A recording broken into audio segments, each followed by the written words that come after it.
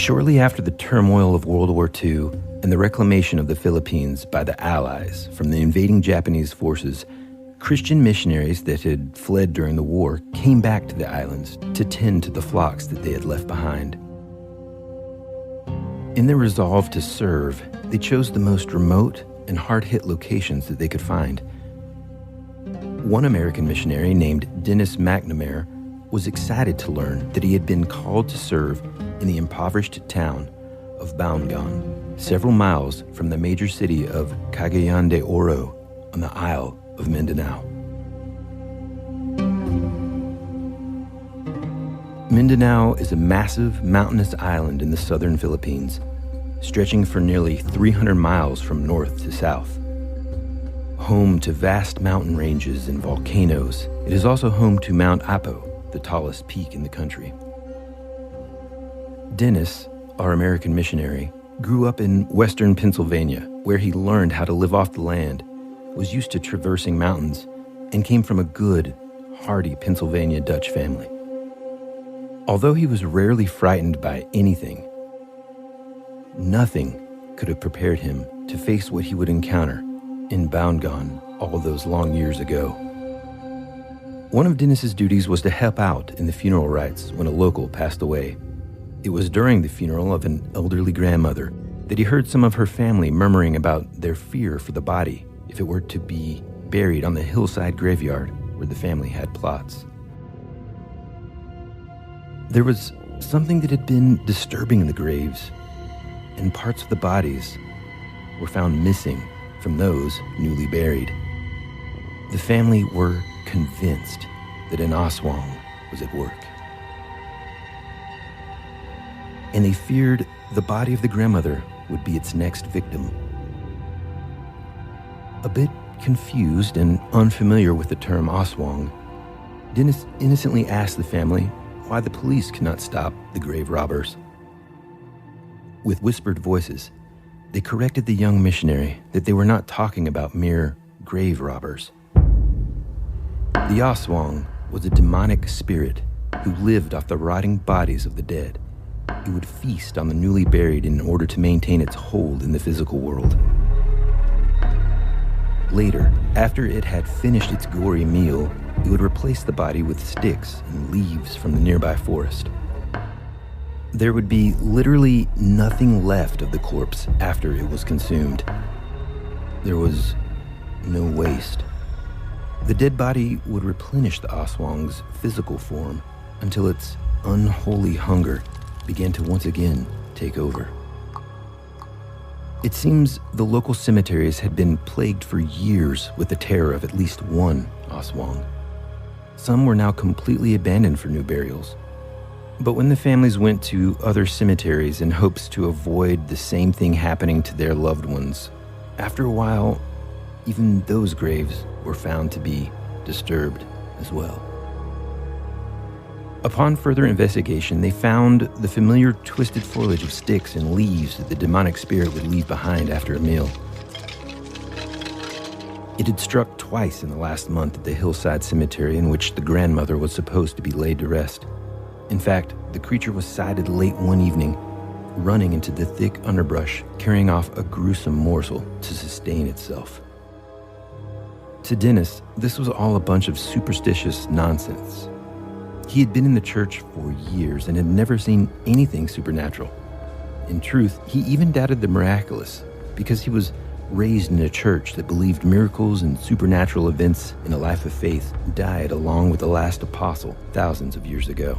This was a different era, one of reasoned faith, not of superstitious beliefs and fairy tales. Although he did not believe in the Aswang, he knew that someone or something must be behind the grave robberies, and he felt it was his duty to break this bondage to superstition that held the indigenous people in fear. So he volunteered to camp out at the graveyard at night for a week to confront this demon. The family was, of course, in awe of the fearlessness of the young missionary. There had never been anyone who dared confront an Aswang before. The Filipino pastors of the area volunteered to help out by prayer and fasting as the headstrong American confronted the monster in its lair. So the next evening, Dennis set up his camp and pitched his tent next to the grave of the old Filipino grandmother. He did not, however, come unprepared. He brought along a military-issue pistol that his brother had given to him as a gift after he had returned from the European theater just the year before. Spending much of the night awake, peering into the still of darkness, searching the moonlit graves for any sign of intrusion. The first 2 nights went by without incident. But at around 2 a.m. on the third night, Dennis was awoken from a light sleep by a strange noise.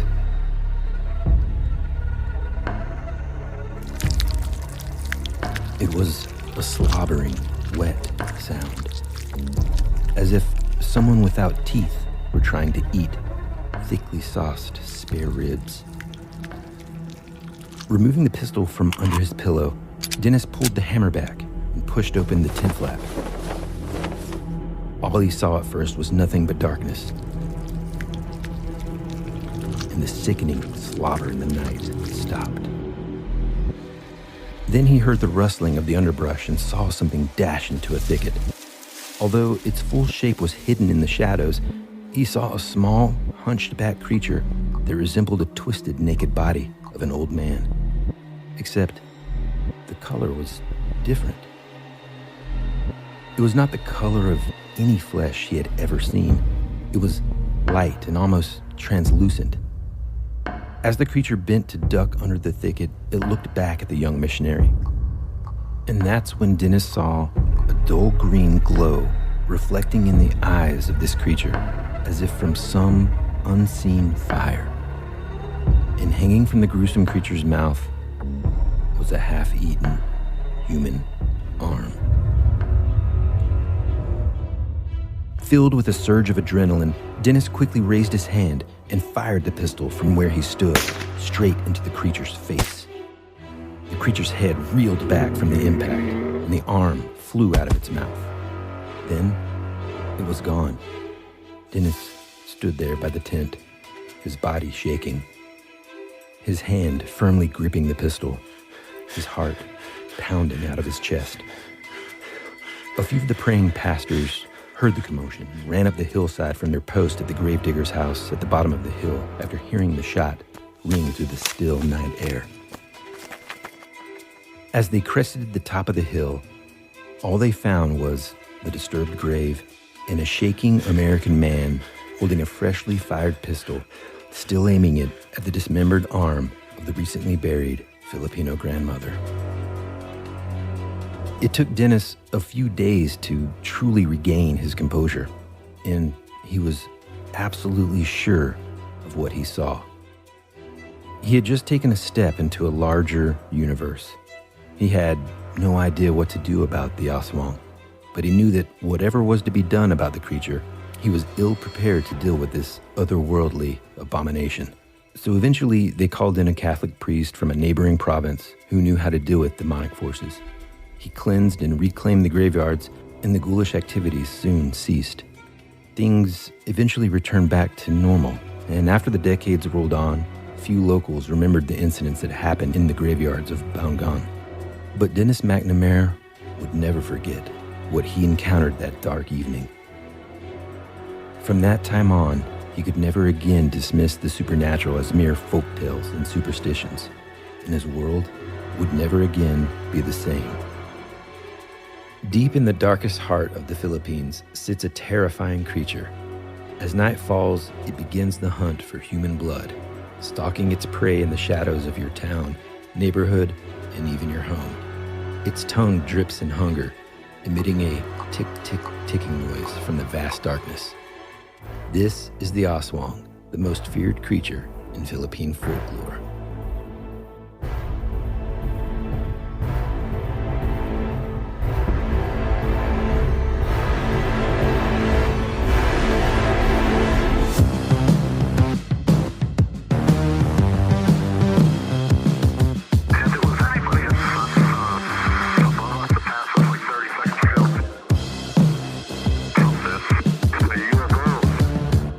Welcome back, campers, to another episode of your favorite podcast, That Would Be Rad.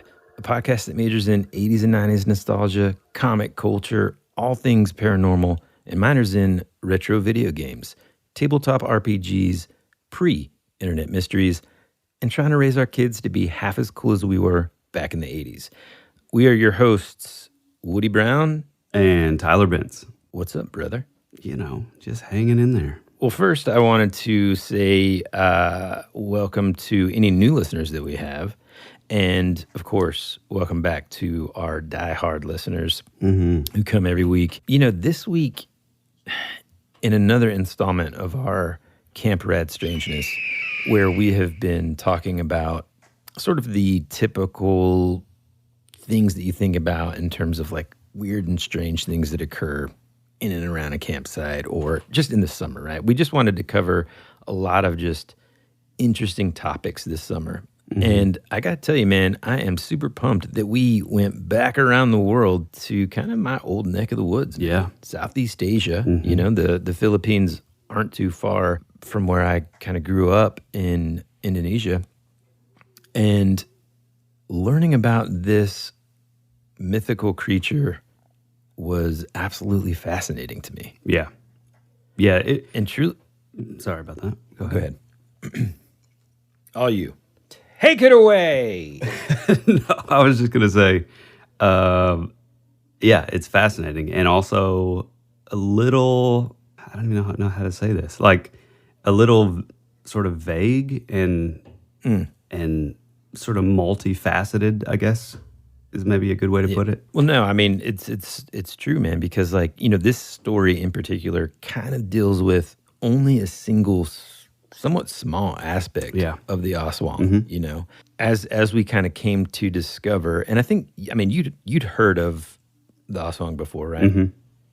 I hadn't really, although, and we'll talk about this in just a second, in terms of it sort of being familiar once I started digging through some of the, I guess, the commonalities between, well, first let's just say this. Let's explain it. Yeah. Let's get to why we think it's sort of a vague sort of blanket.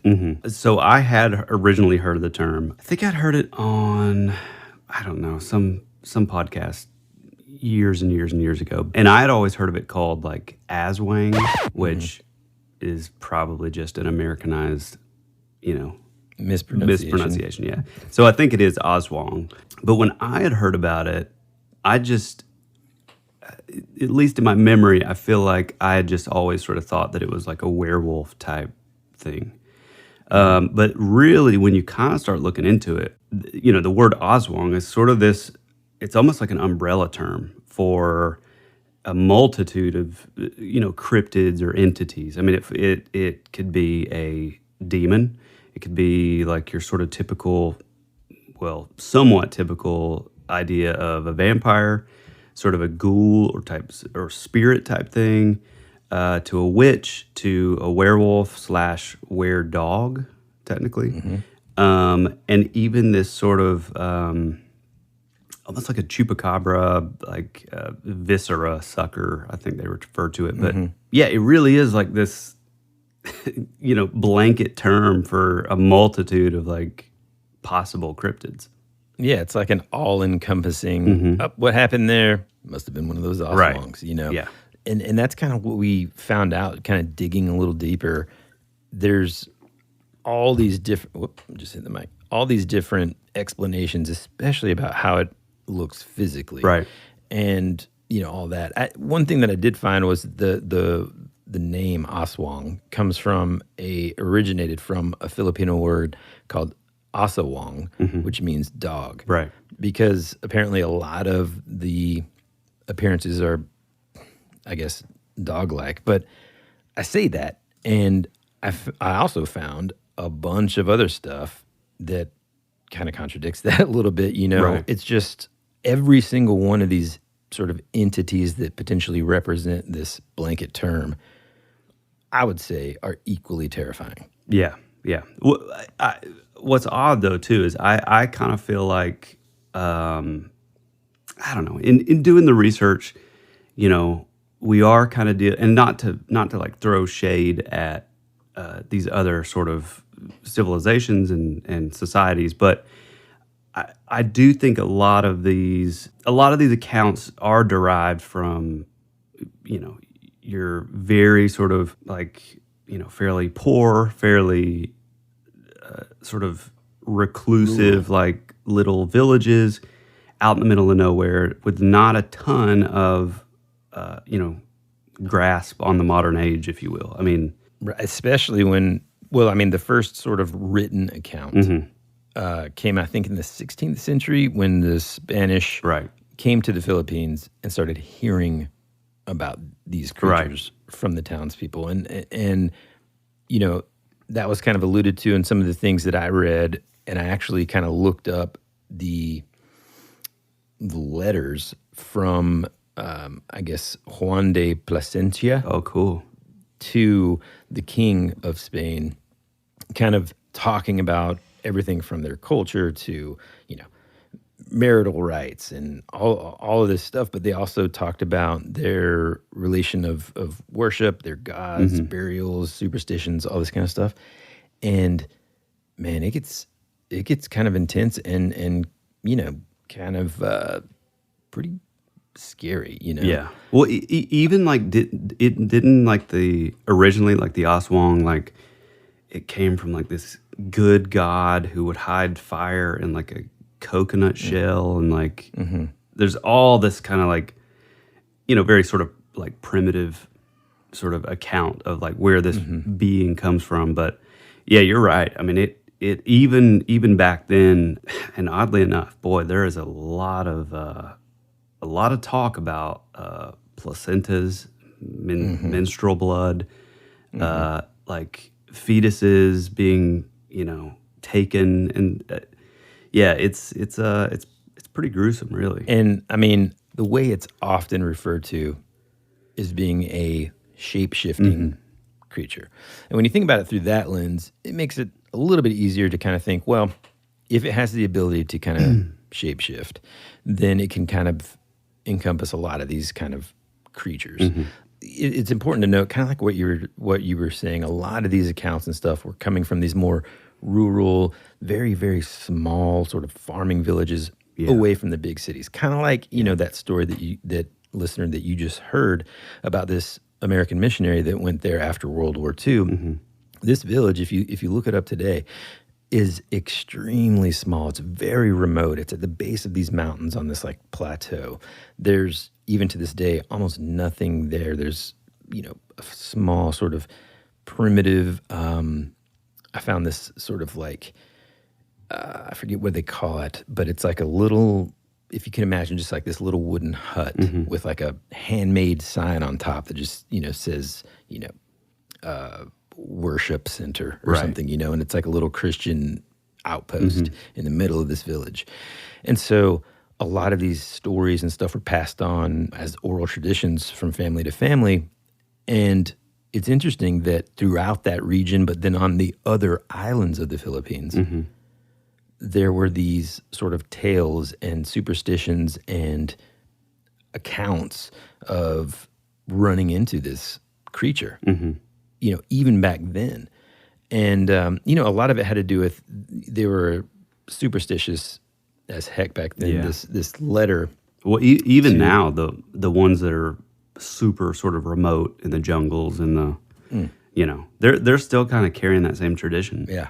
One of the things that the guy said in this letter to the king, kind of documenting his experience with these folks, he said, for example, if they left their house and on the way cross paths with like a snake or a rat or even a bird singing in a tree, or if they even passed somebody who sneezed as they were walking by them, they immediately turned around and went back home. Well, and then also, what was the thing? Like, they were also told that, like, if you saw anyone wearing white, to immediately tear out their liver and eat it.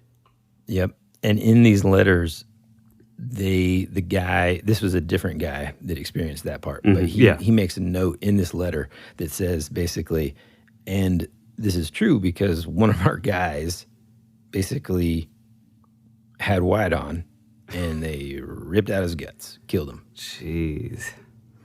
And so you got to think too. I mean, even you this always makes me think of that. I think it was in Borneo or something, kind of close to there, Indonesia, where that helicopter pilot flies over this island, and you see these tribesmen. Some are like painted head to toe like blue. Oh yeah. Some of them are like red. You know, they're getting these colors from some. They're covered in mud, but like it's dyed in a color, and they're like shouting at the sky, raising their spears and stuff. And that was like, I don't know, 10 years ago. Yeah.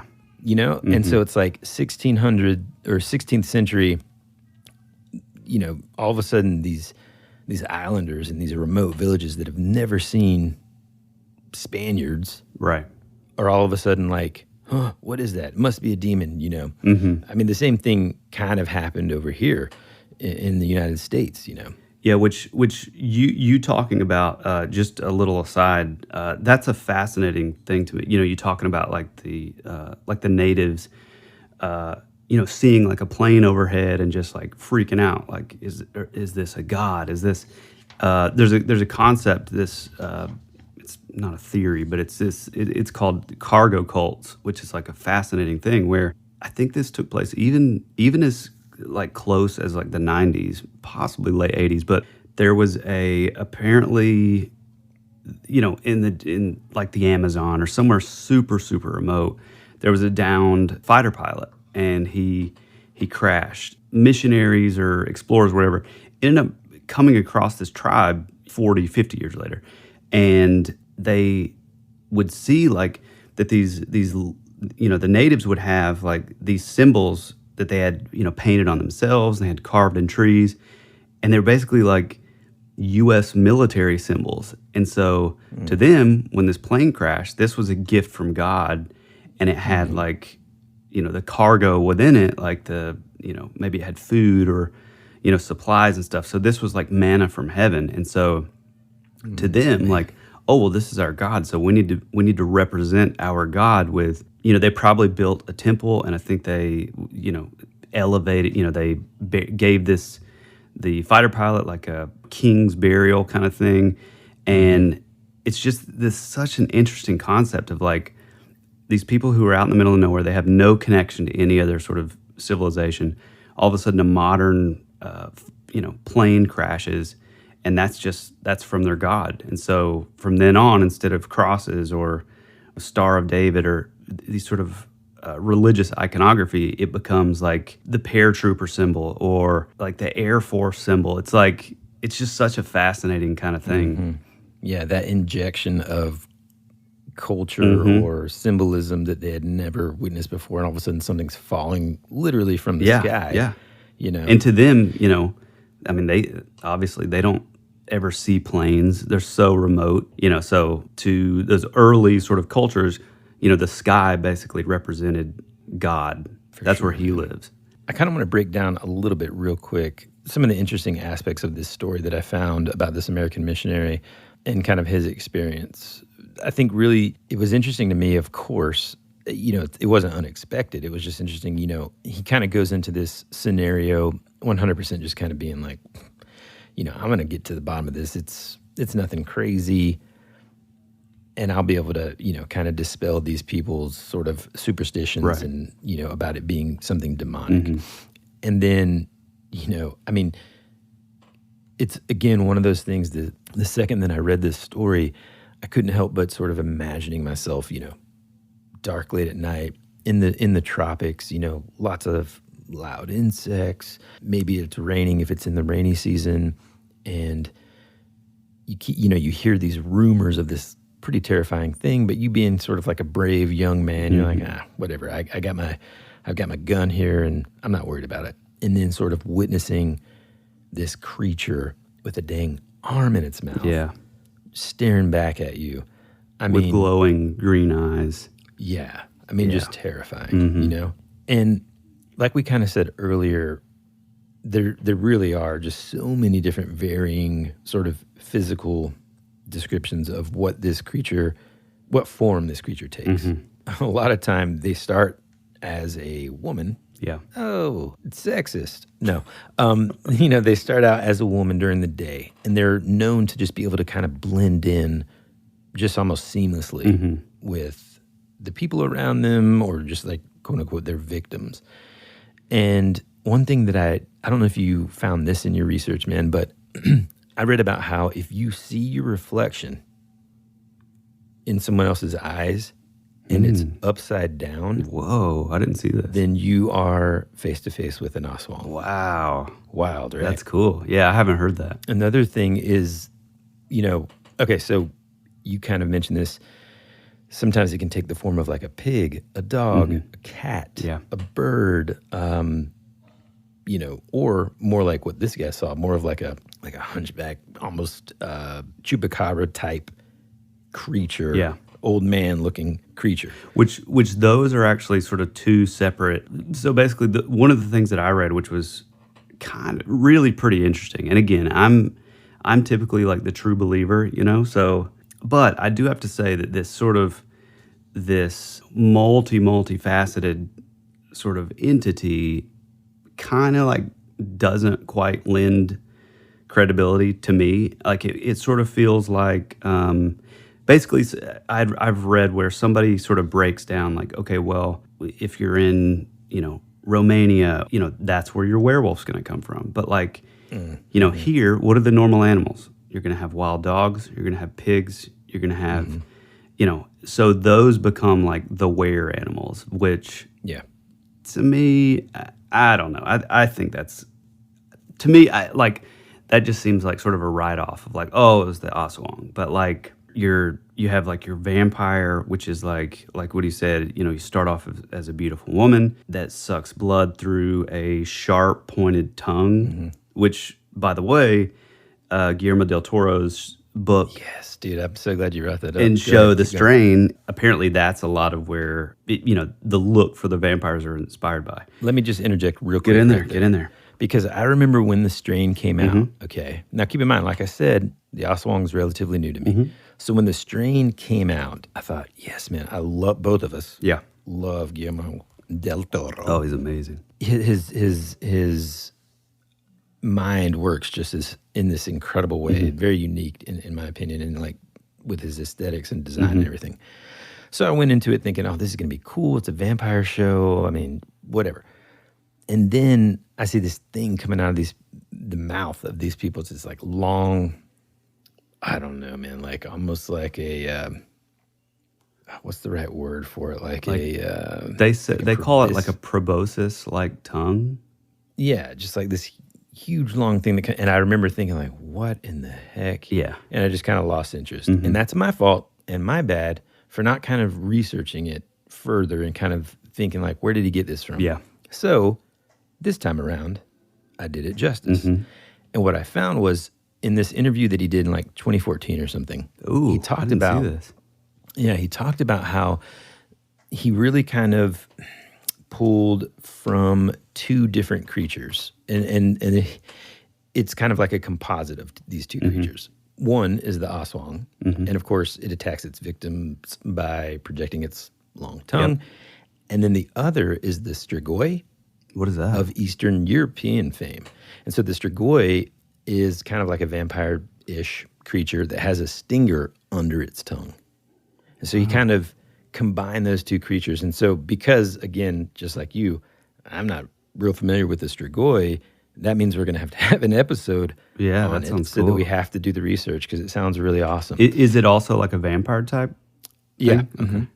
Now, a quick side note. Apparently, part of the reason why he decided to go in that direction was as a kid, he was far more like obsessed with sort of fringe vampire lore. Yeah. Because what he found was growing up, he was much less interested in sort of like the, romantic, count, handsome vampire that lures victims. Sort of the in Vlad like the that. Impaler.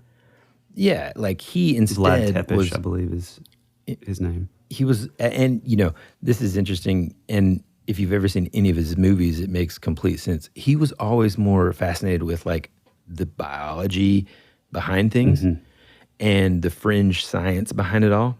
like he wanted to know about the vampire's metabolism and how he thinks that, and based on stuff that he read, but in his own like theories and stuff growing up, that their metabolism runs so fast and so hot that it causes like their hair follicles to fall out, and like so that's why they're cool. You know like they go through this transformation. He was always like really obsessed with that. Mm-hmm. And I just found that to be fascinating. And I kind of like, shame on me for watching that show and being like, it's pretty good, but come on, man, what's up with those tongues? Yeah, bro? yeah. Yeah, well, I mean, you know, it is a big departure from like your, you know, if you're just like your sort of old school vampire fan, it's like, these aren't vampires. I do love the idea that like, you know, throughout history, I mean, it's funny because it's like, you know, now it's like, oh, that's sexist, but it's like, women had so much sort of power that, you know, that was basically the bait for these. I mean, I guess because men are so dumb, but like they would place these, you know, they would appear as like beautiful women, and, you know, they would just be kind of hanging out. And it said that they would always have long hair and light skin. So it is kind of like your typical sort of, you know, Bride of Dracula kind of look. True, yeah. The next one is the viscera sucker, which is like, to me, Scariest, right? it's probably the scariest, yeah. And it came across originally like a chupacabra because it's like, you know, it like sucks nutrients or life out of its victims, kind of like the goat sucker, you know, chupacabra, which eventually we'll do. But it goes much farther. It has a diet of internal organs or phlegmatic discharge of the sick, which is pretty gross. Yeah, definitely gross. Consumes food through the tongue, but the tongue isn't like sharp. It's not a sharp pointed tongue like the vampire one. By day, it's, again, a long-haired, light-skinned woman. But at night, which this is fascinating, it grows wings and leaves behind its body from the waist down. Yeah, man. Whenever I heard that. Yeah, that's weird, man. That is, Yeah. God. Yeah, and it's called the Manananggal. I'm definitely butchering that. And again, loves to feed on fetuses within pregnant women, lives in the deep forest, which this is fascinating, but unlike the vampire that kind of just like shows up, this thing like infiltrates communities through marriage. Man. Which is like, you know, pretty scary. Yeah, man. I mean, think about it. It's like slowly but surely it kind of infiltrates it's like this village. Like Body Snatchers kind of vibe. Yeah, man. Ooh, yeah. Yeah. And by the way, if I haven't said it already, my sincerest apologies to all of our Filipino listeners and also my Filipino friends. Like, if you're listening, Brian Demiricot, I apologize, man. I should have reached out to you and at least gotten some, you know, heads up on how to pronounce these city names and certainly these creature names. Oh, because we're making like a just a lot of fun just mispronouncing all these names. Yeah, boy, I'm certain. Even when I thought I got it correct, I didn't. Yeah. So one thing that I read about the fact that they take on these animal forms is sort of one of their methods to kind of blend in, sneak in, and get close to their prey, which kind of makes it a little bit better than just like, you know, what you were talking about earlier, where it's kind of like, well, I mean, gosh, pick one, you know? Well, and this is more... And to me, that's the thing. Okay. Sorry. No, just real quick. To me, that is the thing that kind of like, it doesn't really give credibility to all these things. It's like this Manangananal or whatever thing, you know, Manananggal. Jesus. We could probably just stop trying. We just need to replace that with like the little Google Translate. You know, it's such a sort of well constructed, you know, the visuals are very like concrete. It's like, it's this thing and it does this and its habits are this. To me, it's like, okay, why does that have to be combined with like a werepig or a were-dog? It's like...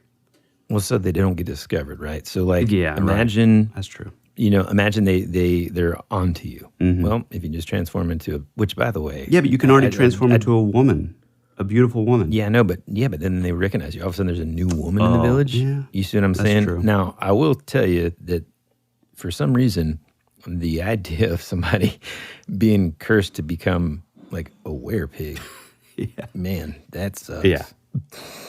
Although, well, does it though? I mean, you just lay around and like play in mud all day do and nothing. just get food brought to you. Yeah, maybe werepig's where it's at. Yeah, I agree. New D&D character, by the way. Next campaign, I'm going to be a werepig. I mean, I am a druid, so I can get like an animal. I'll just have a werepig. Oh my goodness. Oh my gosh. One thing I have to talk about, and something that just scares me to no end, is when it's talking about, ways to kind of determine whether or not you're in trouble and an Aswang is after you, is when you hear this tick, tick, ticking noise from the darkness. Oh my gosh, dude, this is so scary. Man, that's because cool. the way, listen how, this is just insane. So it starts out louder, but it becomes softer as it gets closer to you. And that's its sort of method or way of kind of tricking the person into thinking that it's moving away from you and that you're getting safer.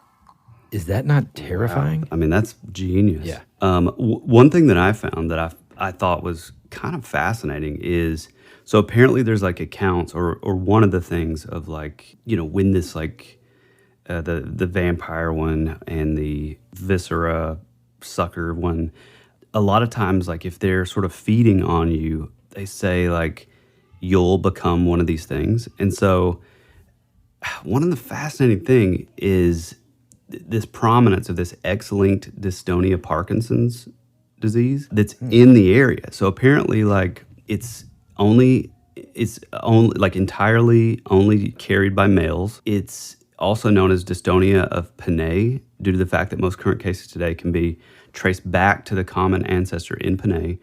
93% of the current cases today are on Panay Island, and 63% of those are located in Capiz, which is exactly where this animal is from, or this beast or cryptid is from. And it's kind of like a Parkinson's thing, but like what's crazy is your whole body sort of gets like contorted and like, your hands kind of like, it's pretty sad, but like your hands kind of like, close up, almost like arthritic kind of thing. They sort of close up. Yeah. Your tongue like protrudes out of your mouth, and it's pretty sad, pretty terrible, but it is pretty wild if you look at it as like, okay, so 93% of the cases of this disease are on the island, and then 63% of that is specifically in this one little area where this cryptid is found. I mean, pretty cool. Man. Yeah, especially since one of the things that it is said to be able to do is, kind of be a doppelganger of someone in the town. It's another way that it kind of blends back in. But it says that if the doppelganger replaces a living person, then it returns to the person's home, gets sick, and then dies. So, it's just interesting to think about that in that sort of context. I mean, there you can go down the road of like, Irish and Scottish, like the changeling, how these sort of fairies or goblins would basically take a child and leave like a changeling in its place. Yeah. Something like the Fae does something like that as well, right? Yeah, I think it's the same thing, yeah. And I mean, it's funny that you go straight into that. I was just thinking about that too. It happened in the story that we just heard, but also one of the kind of telltale signs and something that it would do is replace the body of the victim with detritus and tree trunks, plant materials and stuff. And they are said to have like a magical ability for making that seem like the person. It's almost like an illusion. Oh yeah, I didn't think about that. And I don't know. There's so many things that I imagined whenever I was reading about this. Like, I mean, can you imagine like going up somewhere and just like being like, hey, hey, hey, and then you like that illusion dissolves and you're just like shaking a tree and a pile of leaves and stuff, and it's not really a person. Yeah, that's crazy. Terrifying. Yeah, Yeah, that's kind of it's kind of the equivalent of like you said, like the Fae. Apparently, if you're abducted by the Fae, like fairy abductions were a really big thing back in the day, and in the UK and around that area. And that was the thing. You were told never to partake in like the food or the drink of the Fae because it would keep you in fairyland or whatever you wanted to call it. And the whole deal was like, it would appear to be like this, amazing food, this buffet. And, it kind of reminds me of like the movie Hook a little bit, You're doing it, Peter. Look, you're doing it. See? They were like imagining these foods, but apparently like with the Fae, it's like they were able to like, use glamour. And so, the food would just be like sticks and like acorns and moss and stuff. They could glamour it, and it would appear to be amazing buffet of all your favorite foods. So it's cool that like it's cool to see those kind of like tie-ins, from pretty far on the map away from each other. Yeah, I mean, what's always interesting to me, and we've talked about it a couple of times on the show, especially when we're talking about cryptid creatures and even urban legends and stuff like that, is how a lot of these cryptid creatures or similarities or something, or similar ones, I should say, are found completely all around the world. Oh, yeah. And so now we're talking about like a crazy, almost vampire-like creature that shares a lot of similarities with the vampires, the mythology and stuff behind those that we know. I don't know, it's fascinating to me. We have in these, one of the Enchanted World books from that series that I got from our favorite sort of wizards here in Gainesville. Oh, yeah. It's called Night Creatures. And I'll put a picture of the cover on there. It's amazing. In fact, it's almost like an Aswang almost, really. But one of the things that I read in it said, stories of bloodthirsty spirits have haunted the earth since the very beginning of time. Not vampires, but their predecessors in evil. Ancient Babylon, for instance, was plagued by the here, I'm going to butcher Here this it comes. name. Ikimu? It's Ekimmu, which is a dead soul that coveted human flesh and blood. And then among the ancient Jews of the world, the myriad demon offspring of Lilith, the nightmare queen, sucked the veins of mortal children. And then, of course, Black Annis in England.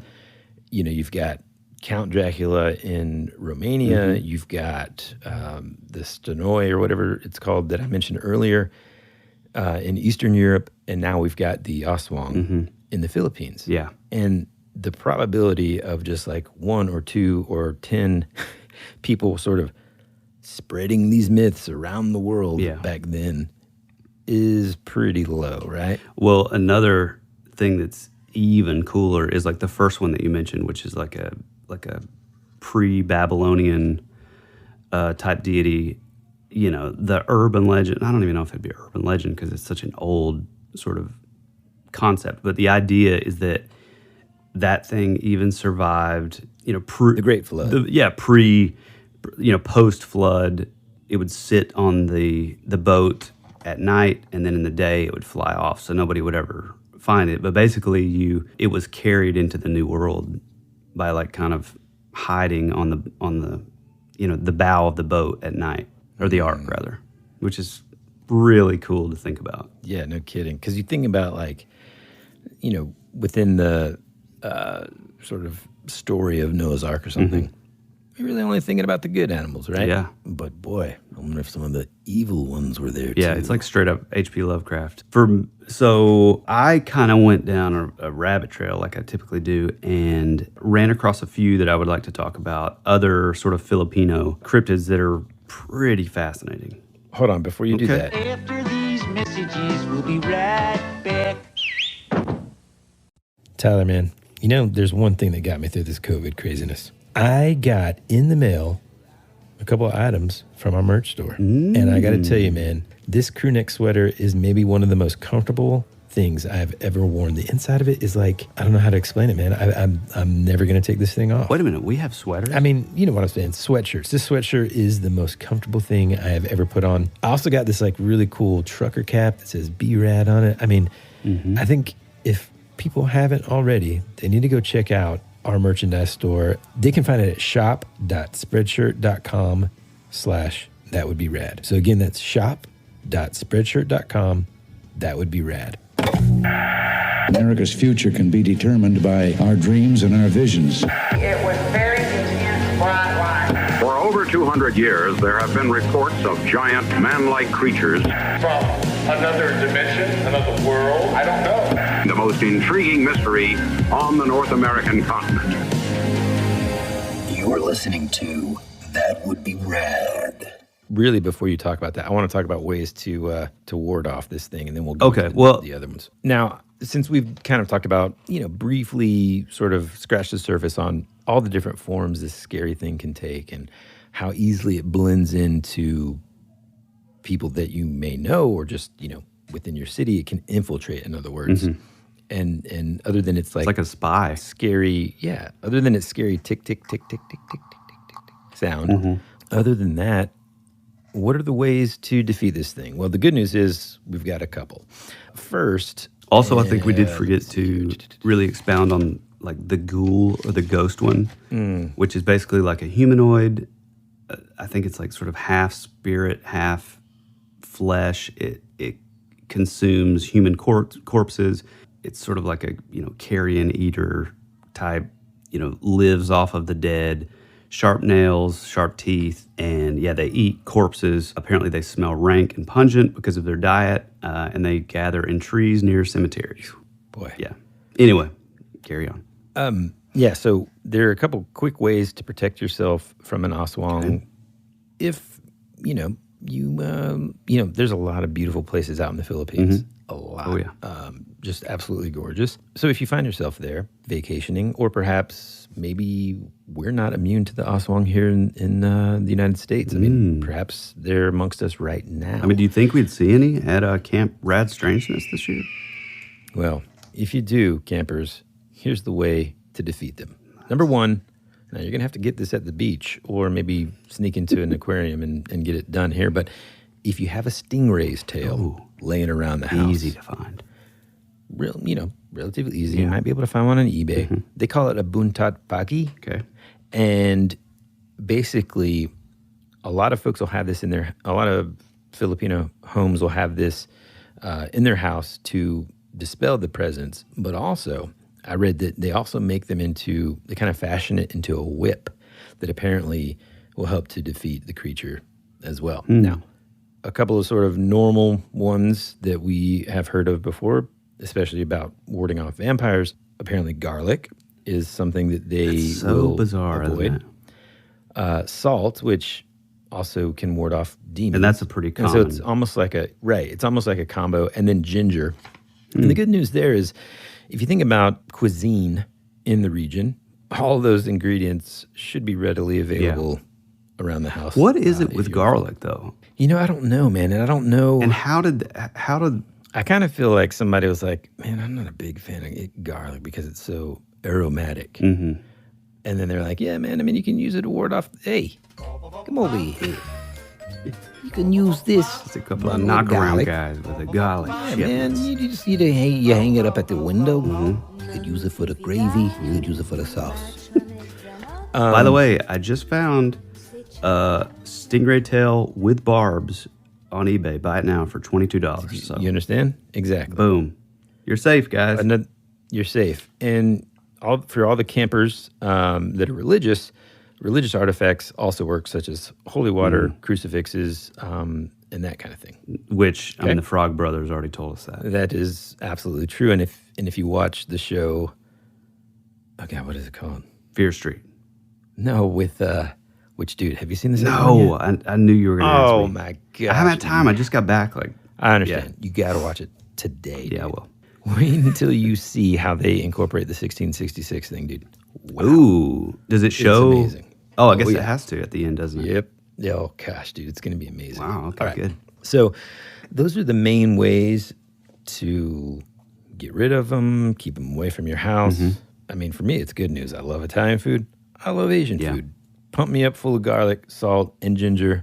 I'm good to go. I don't have any stingray tails yet. I will have them on eBay. Yeah. So let's move on to, in my research for this, I kind of went down a rabbit trail and kind of became obsessed with some other cryptids around the area, and I'd love to tell you about them.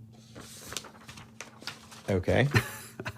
I assume that you would just have interrupt you. After these messages. So, there's, apparently there's like hundreds, but I just found some of. So buckle up, folks. We're going to list all This of them. is part 1 of 12. No wonder they just say, it was an Aswang. It's kind of like when we say, when someone asks us, hey, where are you from in Georgia? And we say Atlanta, because we just don't want to be like, Yeah, well, exactly. if you take I-85 north for about an hour and a half. Yeah, pretty much all of these cryptids that I'm going to run through are also the Aswang. So, Get your pencils ready. or just write Aswang. You're down. going to want to number your page 1 through 100. We'll wait. So there is the Alan, which is from the Tinguan area. It is a small, deformed, half human, half avian bird-like creatures with backwards pointing fingers that hangs upside down from branches, which sounds a little like a sloth Hold on real quick. or a bat. One thing we didn't mention, and you reminded me of it when you said backwards. Oh, I know where you're going with this, yeah. Yeah, some of these Aswang have also been said to like have sort of like these long legs, and then they walk backwards, which reminds me of some sort of like these crazy sort of scary movies in the vein of like The Ring and like that sort of like Asian influence of these like horror movies, whether it's Japanese, Korean, or whatever. And if you've never dove into that genre of horror, Oh, yeah. be careful, because it's weird and off-putting, but some of it is just absolutely brilliant. Well, sorry to interrupt. No, Go you're fine. ahead. I'm actually Number 99. no. I'm glad you brought that up, because one of the things in sort of going down this trail with all these things is it's pretty reminiscent of the Japanese yokai, which is sort of I've heard Westerners kind of use the term yokai as like demons, but they're not demons in the sort of religious sense of demons. One thing, though, that does have to do with that is, you talking about there being like certain things that were like sort of backwards. That is kind of a trait of like the jinn or demonic type sort of shapeshifters or whatever. There's always, even with like the Fae, actually, there's always sort of, it's the idea that basically they're able to like shapeshift, but there's always like something that's like not quite right. It's like they can shapeshift into a human, but 95%, but they're going to have like backwards feet or backwards hands or a lot of like the sort of backwards leg, like Pan, like with the goat legs and stuff. A lot of that is even tied, sort of goes kind of hand in hand. So that's really interesting. But like the yokai, which there are some super, super bizarre stuff. It's like you get into like city demons that are like hide in toilets, to like the Kappa, which is also found in like Mario, which is this sort of like, turtle beaked, like turtle. Either you were going to do it or I was. Knew it. Oh man, I think I said that Am I not like 20 turtle times. enough for the Turtle Club? Yeah. When we were playing D&D last, because our buddy We Brad. all do it at different points. too. Yeah. But there's so many weird sort of yokai, and like I think we definitely need to do an episode, because it is fascinating, and they are so bizarre and so varied and really interesting. Well, it's interesting too. This Enchanted World Night Creatures book has so many stories from that region. Oh yeah, In fact, like I would say from like the Philippines or like Japan. well, just Japan and just Southeast Asia in general. Yeah, the one variation of the Aswang with like the at night it sprouts wings, and basically it's entrails hang out from like the waist down. It's like leaves its body from the waist down, as it flies around. It's that weird kind of like, I'll go ahead and say it, over the top. it is over the top. And I mean, man. yeah, it's so bizarre. And but again, that really ties into like Japanese and Chinese, this sort of Asian, like I feel like for us Westerners, it's very, well, not us, because I know that we have a lot of international listeners. Thank you. But Americans in typical, general, like, yeah. our cryptids are very, they range in sizes and stuff, but a lot of them are, if they are land dwellers, they're very humanoid, 2 arms, 2 legs. It's kind of like very straightforward.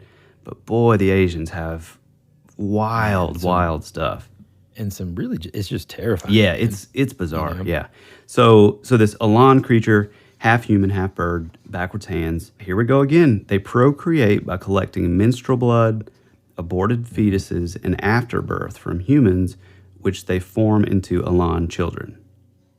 Pretty weird. I knew that we couldn't get away from it, which yet again just lends credibility to the concept of Sasquatch.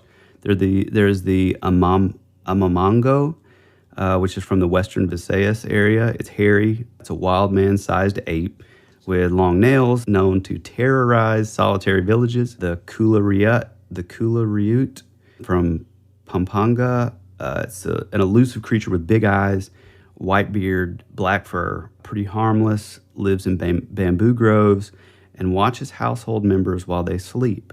Yeah. Don't love that. Well, nope. Nope. Especially in those areas, because you're probably going to be sleeping without an actual window. It's just going to be just wide open. So you're going to have these... Boy, this goes right back to, I've said it a million times, scariest thing I can imagine. Yeah. And the reason why I close my blinds Same. is I don't want to wake up in the middle of the night and see some white-bearded dude in the bamboo thicket With huge looking eyes. straight. Oh, my gosh, Yeah. man. Now, he's harmless enough, I guess. But, boy, can I just sleep in peace here? Yeah, exactly. Now, I know we're on number 95. Just out of curiosity, are we going through all 100? It's just 1 through 50. It's pretty short. Good I'm God. just kidding. I'm kidding. So next is... I mean, all this tells me is that there's a ton of stuff that we need to dive into around the world. Oh, dude. Yeah, I mean, there's literally hundreds of these creatures just in Filipino folklore. These are just the kind of like notable ones that I was like, oh, that's pretty cool, you know. There's the lampong, which is from the Longot area. It appears as a one-eyed white deer that's only 2 feet tall, but its true form is a little dwarf-like creature, sort of like a duende a little bit, that has shining eyes, a beard, and wears a 2-peaked pointed black hat. And it's pretty cool. It's kind of known as like a shepherd of wild creatures. I immediately kind of think of like Miyazaki or like Spirited Away or Princess Mononoke. It's like that kind of like protector of wild creatures. And so it's like this little dwarf guy who, you know, he's kind of like their shepherd, and he's kind of known to like lead like hunters astray, and you know, there's always that sort of trickster element. Yeah. It's kind of like a blend between Rumpelstiltskin and who's the guy? Yep, lost it. Go ahead. Rumpelstiltskin's brother. There's the Mamelu from the western Visayas. It's a sea serpent as big as a water buffalo that has 2 white horns, and its body stretches to 180 feet long. It has fiery eyes, long teeth, scales, kind of like a dragon, really. Yeah. Which is pretty cool. There's the Manangilaw or Mananghila from the Bicolano area. Here we go again. It's a hairy humanoid giant with big feet, deep voice. Bodies are covered in black hair with quote unquote vicious looking faces. It's fairly harmless, and it uses vines that it ties around its waist like a belt that it catches fish and shrimp or small animals, and it puts it in those, keeps it in their little belts. Now, let me ask you this, because that's now 2 of these cryptid creatures. Now, I just got to say, it sounds like the Philippines kind of has like a high fashion element to it. I mean, it kind of does. You got like one guy's got a pointed hat. Yeah. This guy fashions these crazy belts and stuff. Mm-hmm. See? They've kind of got it going on over there, man. One thing, too, is it did kind of remind me of, it's pretty rare, but there is this like really kind of obscure cases of like Sasquatch and Bigfoot where, they would see him wearing like a flannel shirt, or they'd see him wearing like hide over it. So it's like, it is kind of interesting to hear that, like, to me, this is just like straight up Bigfoot. The reason I brought this one up is because Bigfoot with a flannel shirt? Yeah. Lumberjack Bigfoot? No. They talk. Timothy Renner talks about it a lot on the Strange Familiars podcast. He's a buddy of ours, and there's a lot more than you would think, which is kind of fascinating. And the reason I bring up that one in particular is which this is so cool. And as soon as I read this, I was like, man, this is like, if we can find anything else about this, this is a whole episode.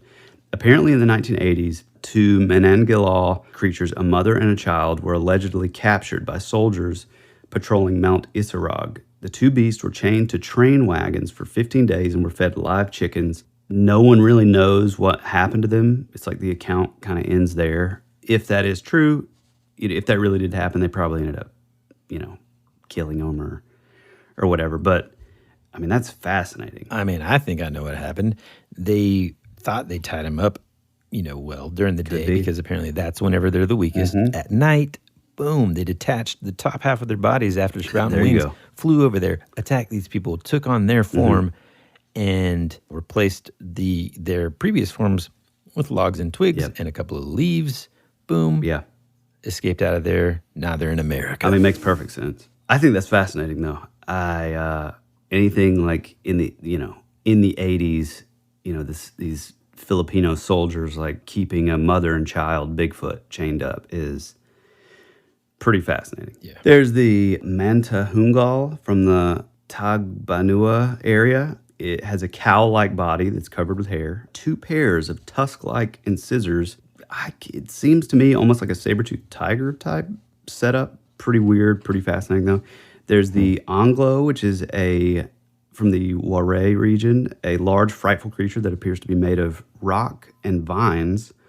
It lives in the dark Nipa swamps and uses his huge, hard as stone elbows and knees to break shellfish and clams, which you can apparently hear being broken and smashed in the night miles away. Man, which is fascinating. Dude, this is just like a complete reminder that there's so much fascinating lore around the world, man, in so many different cultures and stuff. It's just so fascinating to me. Yeah, it really is. Now, one thing that I cannot just get my mind off of is the belt. The vine belt. You got these high fashion guys, and then you got the vine belt, pointy hat, and the 1980s. Are you telling me that Mick Mars is he a Aswang? I mean, I think the whole episode leads us to that, yeah. That's a conclusion that I think we're all ready to make. Yeah, absolutely. You heard it here first. This is an exclusive. I mean, I always thought the guy looked kind of weird when I was growing up. I'm like, he's just not human. Yeah, 100%. The Pongo, not to be confused with the character from the 101 Dalmatians, immediately when I read this, the name felt familiar to me, and so I did a little research. So apparently there is this character from the Bicolano area. Again, it's kind of like a Bigfoot. It's another ape-like creature resembling an orangutan, but like twice as big. Looking that up, you come to find that there actually was this kind of carried over, which I don't know if this informed this particular sort of urban legend or account in Africa, or if from Africa it was informed into the Philippines. But basically in Africa, same kind of thing. They believe that it was a human-eating, huge, black, twice as big as an orangutan, ape-like creature. But in 1847, it was discovered as a vegetarian, and we now know that today as the gorilla. Boom. So there's a bit of realism injected in there for you. And the last one is the Timu from the Iloilo area. It is an ape-like ogre that can stretch its mouth so wide that it can swallow a human whole. And the name itself, Timu, means always chewing, which is pretty terrifying. Jeez. Yeah. Yeah. Wow. Pretty awesome. That's incredible. Man. And that's it. I mean, there's hundreds more if you want to go down the rabbit trail, folks, but there's some crazy stuff out there. Yeah, man. I mean, God, it's mind-blowing. I want to dive into every single one of these. Yeah, same. First thing I want to say right after that is thank you to everybody that stuck with that list. Everybody. I want to say that we will definitely be doing a yokai episode. So if you know what yokai is, get excited. If you don't, get even more excited, because there's some even wilder characters in that. I kind of want to say two things. One, to our international listeners, man, if you have any of these type of cryptid creatures that, us as Americans or whatever wouldn't necessarily know about, please send that information to us. Like, even if it's just a name of a creature or whatever, and we'll do the rest. But if you have a personal story about it, man, we'd love to hear it for sure. Oh, yeah. And also to our international listeners, specifically our listeners from the Philippines, we are so sorry because every single name that we've said today has been butchered. Yeah, please don't judge us by our terrible pronunciation. Once again, thank you so much for listening to our show wherever you are around the world, whatever time it is that you're listening to our show. Good morning, good evening, good afternoon. We say it week after week. It just amazes us that not only do we have listeners around the world, but we have folks that interact with us on a daily basis. Yeah. And it just makes our day every single day. And it's so cool to now have made friends with people all around the world who like the same kind of stuff that we do. It's just incredible. One thing that I would just ask of you, especially if you're listening to this podcast on iTunes or Apple Podcasts, whatever you want to call it, is to kind of take the time to drop us a review. That just helps us out tremendously so that more and more people can discover us. Yeah. Yeah, and even on top of that, if you wouldn't mind, if all of you just told one friend about the podcast, that's huge. Humongous. Yeah. That means our 11 listeners are going to turn into 22 listeners. Exactly. I mean, that's exactly how it was when we first started, right? That's right. Tyler, where is the best place for people to interact with us? The best place is definitely Instagram, where we have a beautiful little growing community right by the water. We love the interaction, the back and forth with each other. Yeah, it's like a little family over there. If you want to tell us some spooky stories, feel free to DM us. If they are more long form, feel free to shoot us a voice memo at our email, which is thatwouldberadpod@gmail.com. Like Woody was saying, you guys are amazing. We do it all for you guys. You guys keep us coming back week after week. It's all worth it. And it's not just for posterity, so our girls can, our kids can listen to, 20 years from now. Feel free to go check out our merch store. We have some awesome stuff. We always have seasonal stuff over there. Right now we have our Camp RAD Strangeness shirts and mugs, and it's really cool. It's great, especially for getting into that sort of old school, late 70s, 80s summer camp kind of vibe. Like Woody always says, like we always say, you guys are amazing. We hope you're having a great summer. We hope you're enjoying Camp RAD Strangeness. We'll see you next week. So, we thank you. We love you. We appreciate you. And as always, Be rad. That's the way it goes.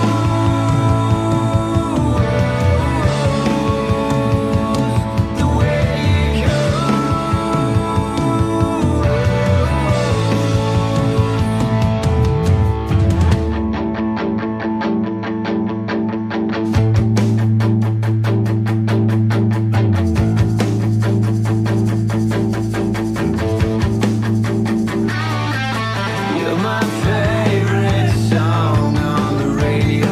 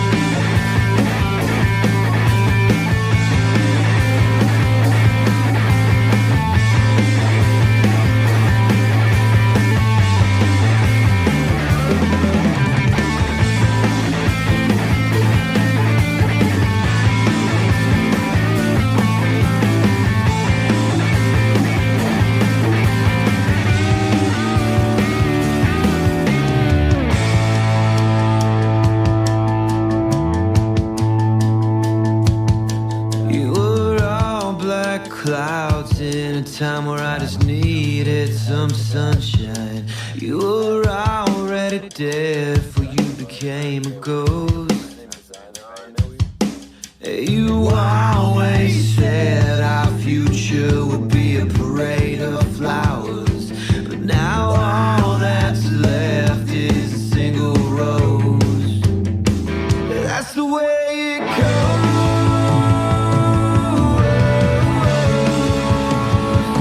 The way it goes.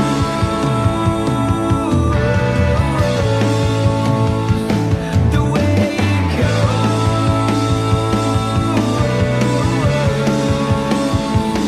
The way it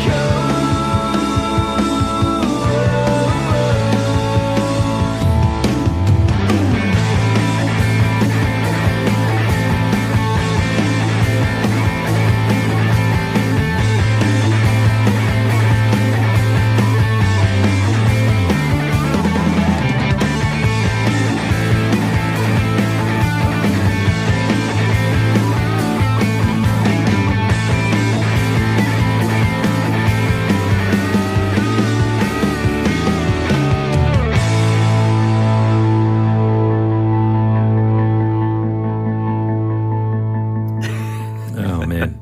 But there's like these like huge long spaces of like silence where you're just like, and like I can like almost hear you just like rereading Oh yeah, dude. over and over Bongon. of like, am I saying this wrong? Bound Yowen. Bound gown. Yeah, there is a lot of these Filipino names are It's no joke, man. yeah, no Definitely joke at said all. them wrong. Oh, I mean, they're all going to be wrong on this episode for sure. Yeah. Well, after hearing that damn list of 100, I can see where somebody like all they had to be was about 40, 41, and they're like, "Look, man, I'm tired of it's an Aswang." Yeah, I mean that is true. Yeah. Well, what's funny is the thing that is kind of known as like the Manananggal, which You got it that time. yeah, I know I did. Of course I did. Can you just replace that with Manananggal? Yeah, every time you're like, and then there was a Manananggal. Yeah, please do. That's actually even sort of like a separate creature in that list. So, so maybe this Aswang is kind of like, we just wouldn't know that because we're not. Yeah, You know what I mean? Maybe it's like their reference for like a blanket term like evil creature. Yeah, maybe that's their term for like we say cryptids. Maybe that's yeah, you know. yeah. I think this episode's going to be pretty Me awesome. too, man. I'm gonna press stop. And same. 3, 2, 1, stop.